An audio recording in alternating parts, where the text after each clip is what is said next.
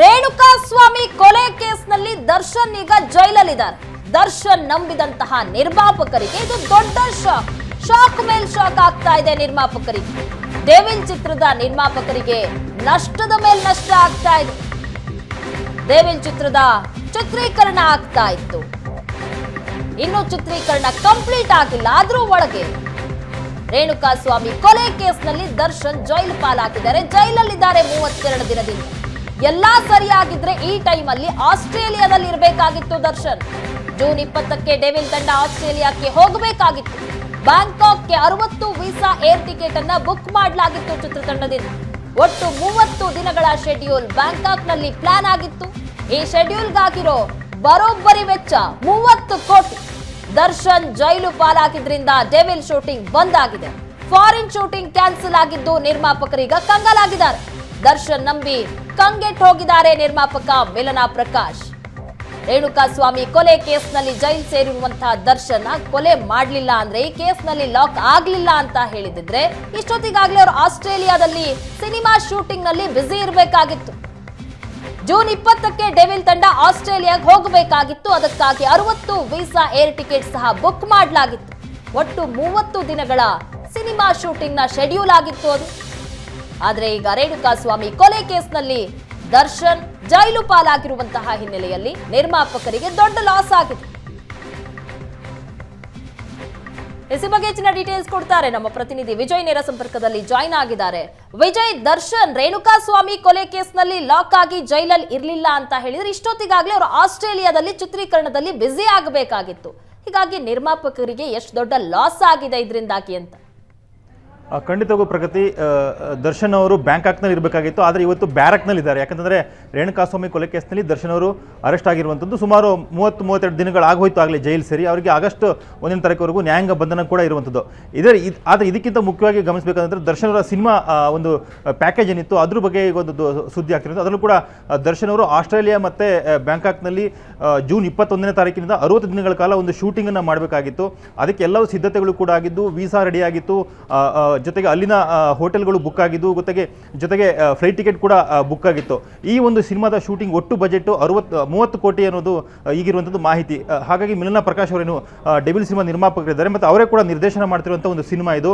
ಒಂದು 60 ಜನರನ್ನ ತಂಡವನ್ನು ಕಟ್ಟಿಕೊಂಡು ಬ್ಯಾಂಕಾಕ್ನಲ್ಲಿ ಶೂಟಿಂಗ್ ಮಾಡೋದಕ್ಕೆ ಎಲ್ಲ ತಯಾರಿಯನ್ನು ಕೂಡ ಮಾಡ್ಕೊಂಡಿದ್ರು. ಆದರೆ ಜೂನ್ 11ನೇ ತಾರೀಕು ದರ್ಶನ್ ಅವರು ಈ ರೇಣುಕಾಸ್ವಾಮಿ ಕೊಲೆ ಕೇಸ್ನಲ್ಲಿ ಸಿಕ್ಕಾಕೊಂಡ ನಂತರ ಅರೆಸ್ಟ್ ಆಗ್ತಾರೆ. ಆ ನಂತರ ಅವರಿಗೆ ನಿರ್ಮಾಪಕರಿಗೆ ದಿಕ್ಕು ತೋಚಿದಾಗ ಆಗುತ್ತೆ. ಯಾಕಂದರೆ 60 ಜನರ ತಂಡ ಕಟ್ಕೊಂಡಿದ್ವಿ, 30 ಕೋಟಿ ಬಜೆಟ್ ಇನ್ವೆಸ್ಟ್ ಮಾಡ್ಕೊಂಡಿದ್ದೀವಿ, ಬ್ಯಾಂಕಾಕಲ್ಲಿ ಶೂಟಿಂಗ್ ಮಾಡಬೇಕು, 60 ದಿನ ಶೂಟಿಂಗ್ ಮಾಡಬೇಕು, ಹೇಗೆ ಇದರಿಂದ ಹೊರಗೆ ಬರಬೇಕು ಅಂತ ಕೂಡ ಒಂದು ಚಿಂತೆಗೆ ಈಡಾಗ್ತಾರೆ. ಜೊತೆಗೆ ಮಿಲನ ಪ್ರಕಾಶ್ ಅವರನ್ನು ಕೂಡ ಏನು ಮೈಸೂರಲ್ಲಿ ಸಿನಿಮಾ ಶೂಟಿಂಗ್ ಮಾಡೋ ಸಂದರ್ಭದಲ್ಲಿ ದರ್ಶನ್ ಅವರು ಶೂಟಿಂಗ್ನಲ್ಲಿ ಭಾಗವಹಿಸಿರು ಅಂತೇಳಿ ಅವ್ರನ್ನೂ ಕೂಡ ವಿಚಾರಣೆ ಕರೆದು ಹೇಗಾಯಿತು ಶೂಟಿಂಗು, ದರ್ಶನ್ ಅವರ ಬಗ್ಗೆ ಏನಾದ್ರು ಕೊಲೆ ಪ್ರಕರಣದ ಬಗ್ಗೆ ಏನಾದ್ರು ಹೇಳ್ಕೊಂಡಿದ್ರೆ ಎಲ್ಲವನ್ನೂ ಕೂಡ ವಿಚಾರಣೆ ಕೂಡ ನಡೆದಿರುತ್ತೆ.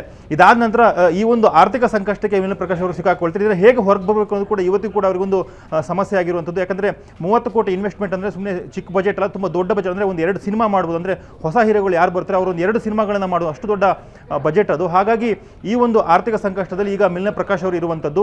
ಹೀಗಾಗಿ ದರ್ಶನ್ ಅವರು ಈಗ ಸದ್ಯಕ್ಕೆ ಯಾವಾಗ ಹೊರಗಡೆ ಬರ್ತಾರೆ ಅನ್ನೋದು ಕೂಡ ಅವರು ಕಾಯ್ತಿದ್ದಾರೆ. ಯಾಕಂದರೆ ದರ್ಶನ್ ಅವರಿಗೆ ಹೊರಗಡೆ ಅಂದರೆ ಕಳೆದ ಏನು ವಿಚಾರಣೆ ಕೂಡ ದರ್ಶನ್ ಅವರಿಗೆ ಬೇಲ್ ಆಗ್ಬೋದು ಅನ್ನೋ ನಿರೀಕ್ಷೆ ಅವರಿಗೂ ಕೂಡ ಇತ್ತು. ಆದರೆ ದರ್ಶನ್ ಅವರು ಸದ್ಯಕ್ಕೆ ಹೊರಗಡೆ ಬರೋದಕ್ಕೆ ತುಂಬ ಕಷ್ಟ ಇರುವಂಥದ್ದು ಅವ್ರಿಗೆ ಕೂಡ ಮನಗಂಡಿದ್ದು. ಹಾಗಾಗಿ ಈಗ ಆರ್ಥಿಕ ಸಂಕಷ್ಟದಿಂದ ಹೇಗೆ ನಾವು ಹೊರಗೆ ಬರಬೇಕು ಅಂತ ಹೇಳಿ ಚಿತ್ರತಂಡ ಒಂದು ಸಮಸ್ಯೆ ಸಿಕ್ಕಾಕೊಂಡಿರುವಂಥದ್ದು. ಈ ದರ್ಶನ ನಂಬಿಕೊಂಡು ಯಾರ್ಯಾರು ಬಂಡವಾಳವನ್ನು ಹೂಡಿದ್ರು, ಈಗಾಗಲೇ ಸುಮಾರು 30-32 ಕೋಟಿಯಷ್ಟು ಬಂಡವಾಳನ ದರ್ಶನ್ ಅವರ ಮೇಲೆ ಇನ್ವೆಸ್ಟ್ ಮಾಡಲಾಗಿದೆ. ಬೇರೆ ಬೇರೆ ಸಿನಿಮಾ ನಿರ್ಮಾಪಕರು ಅಡ್ವಾನ್ಸ್ಗಳನ್ನು ಕೊಟ್ಟಿದ್ದಾರೆ, ಬೇರೆ ಬೇರೆ ಸಿನಿಮಾ ನಿರ್ದೇಶಕರು ಕಥೆಗಳನ್ನು ರೆಡಿ ಮಾಡ್ಕೊಂಡಿದ್ದಾರೆ, ಅದಕ್ಕೋಸ್ಕರ ಇನ್ವೆಸ್ಟ್ಮೆಂಟ್ ಮಾಡಿ ಖರ್ಚನ್ನು ಮಾಡ್ಕೊಂಡಿದ್ದಾರೆ, ಎಲ್ಲವನ್ನೂ ಕೂಡ ಮಾಡ್ಕೊಂಡಿದ್ದಾರೆ. ಆದರೆ ಈಗ ಈ ಒಂದು ಕೊಲೆ ಕೇಸ್ನಲ್ಲಿ ದರ್ಶನ್ ಸಿಕ್ಕಾಕೊಂಡಿದ್ದಾಗಿ ಹಲವಾರು ನಿರ್ಮಾಪಕರಿಗೆ ಮತ್ತು ಡೆವಿಲ್ ಸಿನಿಮಾದ ನಿರ್ಮಾಪಕರಿಗೆ ಒಂದು ಆರ್ಥಿಕ ಸಂಕಷ್ಟ ಎದುರಾಗಿದೆ ಅಂತಲೇ ಹೇಳ್ಬೋದು ಪ್ರಗತಿ. ವಿಜಯ್, ಈಗ ನಿರ್ಮಾಪಕರಿಗೆ ಮಾತ್ರ ಅಲ್ಲ, ಈ ಸಿನಿಮಾದಲ್ಲಿ ನಡೆಸ್ತಾ ಇದ್ದಂತಹ ಸಹ ನಟರಾಗಿರ್ಬೋದು, ನಿರ್ದೇಶಕರಾಗಿರ್ಬೋದು, ಬೇರೆ ಬೇರೆ ಕೆಲಸ ಮಾಡ್ತಾ ಇದ್ದವರಾಗಿರ್ಬೋದು, ಸಿನಿಮಾದಲ್ಲಿ ಎಲ್ರಿಗೂ ಸಹ ದೊಡ್ಡ ಲಾಸ್ ಆಗಿರುವಂತದ್ದು. ಇನ್ನು ಎಷ್ಟು ಡೆವಿಲ್ ಸಿನಿಮಾದ ಚಿತ್ರೀಕರಣ ಬಾಕಿ ಇತ್ತು ಹಾಗಾದ್ರೆ? ಡೆವಿಲ್ ಸಿನಿಮಾದ ಒಟ್ಟು 60 ದಿನದ ಒಂದು ಶೆಡ್ಯೂಲ್ ಆಗಿತ್ತು. ಅದನ್ನು ಆಸ್ಟ್ರೇಲಿಯಾದಲ್ಲಿ 15 ದಿನ, ಇನ್ನುಳಿದ ದಿನಗಳನ್ನು 45 ದಿನಗಳನ್ನು ಬ್ಯಾಂಕಾಕ್ನಲ್ಲಿ ಮಾಡಬೇಕಾಗಿತ್ತು. ಅದು ಟಾಕಿ ಪೋರ್ಷನ್ ಶೂಟಿಂಗ್ ಆಗಿರುತ್ತೆ. ಅದಕ್ಕೆ ಸುಮಾರು 60 ಜನರ ತಂಡವನ್ನು ಮಾಡ್ಕೊಂಡಿರ್ತಾರೆ. ಜೊತೆಗೆ ಜೂನಿಯರ್ ಆರ್ಟಿಸ್ಟ್ಗಳು ಹಾಗೆ ಬೇರೆ ಬೇರೆ ಕಲಾವಿದರು ಎಲ್ಲರ ಶೆಡ್ಯೂಲನ್ನು ಕೂಡ ತಗೊಂಡಿರ್ತಾರೆ. ಅದು ಟಾಕಿ ಪೋರ್ಷನ್ ಶೂಟಿಂಗ್ ಆಗಿರೋದಕ್ಕೆ ಹೆಚ್ಚಿನ ಸಮಯ ತಗೊಳ್ಕೋಬೇಕಾಗುತ್ತೆ. ಯಾಕಂದರೆ ಸಾಮಾನ್ಯವಾಗಿ ಆ್ಯಕ್ಷನ್ ಸಿನಿಮಾ ಅಥವಾ ಹಾಡಿನ ಚಿತ್ರೀಕರಣ ಅಂತ ಅಂದರೆ ಹೊರದೇಶಗಳಲ್ಲಿ 5-6 ದಿನ ಅಥವಾ 10 ದಿನಕ್ಕೆ ಹೆಚ್ಚು ಹೋಗೋದಿರಲ್ಲ. ಆದರೆ ಟಾಕಿ ಪೋರ್ಷನ್ ಕಂಪ್ಲೀಟ್ ಆಗಿ ಫಾರಿನ್ ಕಂಟ್ರಿ ಬೆಂಗಳೂರಿನಲ್ಲಿ ನಡೆಯೋದ್ರಿಂದಾಗಿ ಒಂದು ದೊಡ್ಡ ಟೀಮನ್ನೇ ಮಿಲನ ಪ್ರಕಾಶ್ ಅವರು ರೆಡಿ ಮಾಡ್ಕೊಂಡಿದ್ರು. ಆದರೆ ಈಗ ಆ ಒಂದು ಏನು ಆರ್ಥಿಕ ಸಂಕಷ್ಟಕ್ಕೆ ಸಿಲುಕಿದಾಗೆ ದರ್ಶನ್ ಒಳಗಿರೋದ್ರಿಂದಾಗಿ ಹಲವಾರು ಜನರಿಗೆ ಕೆಲಸವೂ ಕೂಡ ಇಲ್ಲ. ಅಂದರೆ ಡೆವಿಲ್ ಸಿನಿಮಾದಲ್ಲಿ ಏನೇನು ಕೆಲಸ ಮಾಡ್ತಿದ್ರು ಅವ್ರಿಗೆ ಯಾರಿಗೂ ಕೂಡ ಕೆಲಸ ಇಲ್ಲ, ಅವರು ಬೇರೆ ಸಿನಿಮಾಗಳಿಗೆ ಹೋಗೋಕೆ ಆಗ್ತಾ ಇಲ್ಲ. ಜೊತೆಗೆ ಕಲಾವಿದರು ಕೂಡ ಬೇರೆ ಸಿನಿಮಾಗಳಿಗೆ ಸೈನ್ ಹಾಕಾಗಲ್ಲ. ಅಂದರೆ ಡೆವಿಲ್ ಸಿನಿಮಾದ ಒಂದೇ ಸ್ಟ್ರಕ್ನಲ್ಲಿ ಸಿನಿಮಾದ ಶೂಟಿಂಗನ್ನು ಮಾಡಬೇಕು ಅಂತೇಳಿ ತೆರೆನ ಮಾಡ್ಕೊಂಡಿದ್ರು. ಸಿನಿಮಾದ 40% ಭಾಗ ಶೂಟಿಂಗ್ ಕೂಡ ಕಂಪ್ಲೀಟ್ ಕೂಡ ಆಗಿತ್ತು. ಇನ್ನು ಸ್ವಲ್ಪ ಒಂದಿಷ್ಟು ಆಕ್ಷನ್ ದೃಶ್ಯಗಳ ಶೂಟಿಂಗ್ ಬೆಂಗಳೂರಿನಲ್ಲೇ ನಡೀತಾ ಇತ್ತು, ಮತ್ತು ಮೈಸೂರಿನಲ್ಲಿ ಹಲವಾರು ಕಾಮಿಡಿ ಆಕ್ಷನ್ ಸೀನ್ಗಳನ್ನೆಲ್ಲ ಕೂಡ ಚಿತ್ರೀಕರಣ ಮಾಡಲಾಗ್ತಿತ್ತು. ಆದರೆ ಸಿನಿಮಾದ ಪ್ರಮುಖ ಏನು ದೃಶ್ಯಗಳನ್ನು ಬ್ಯಾಂಕಾಕ್ ಮತ್ತು ಆಸ್ಟ್ರೇಲಿಯಾದಲ್ಲಿ ಚಿತ್ರೀಕರಣ ಮಾಡೋದಕ್ಕೆ ಮಿಲನ ಪ್ರಕಾಶ್ ಅವರು ನಿರ್ಧಾರ ಮಾಡ್ಕೊಂಡಿದ್ರು. ಟಿಕೆಟ್ ಬುಕ್ಕಿಂಗ್ ಎಲ್ಲವೂ ಕೂಡ ಆಗಿತ್ತು. ಆದರೆ ಈ ಒಂದು ಪ್ರಕರಣದಿಂದಾಗಿ ದರ್ಶನ್ ಒಳಗಡೆ ಹೋಗಿರೋದಾಗಿ ಚಿತ್ರತಂಡಕ್ಕೆ ಒಂದು ದೊಡ್ಡ ಲಾಸ್ ಆಗಿದೆ ಅಂತ ಹೇಳ್ಬೋದು. ಆ ಒಂದು ಆರ್ಥಿಕ ಸಂಕಷ್ಟದಿಂದ ಈಗ ಹೇಗೆ ಹೊರಗೆ ಬರಬೇಕು ಅನ್ನೋದು ಕೂಡ ಮಿಲನ ಪ್ರಕಾಶ್ ಅವರಿಗೆ ತೋಚ್ತಾ ಇಲ್ಲ ಅಂತ ಹೇಳಿ ಮಾಹಿತಿ ಇರುವಂಥದ್ದು. ಪ್ರಗತಿ. ಥ್ಯಾಂಕ್ ಯು ವಿಜಯ್, ನಿಮ್ಮೆಲ್ಲ ಡೀಟೇಲ್ಸ್ಗಾಗಿ.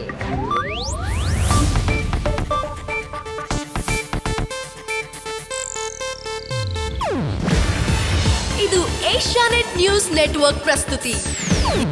ನೀವು ನೋಡ್ತಿದ್ದೀರಾ ಏಷ್ಯಾನೆಟ್ ಸುವರ್ಣ ನ್ಯೂಸ್.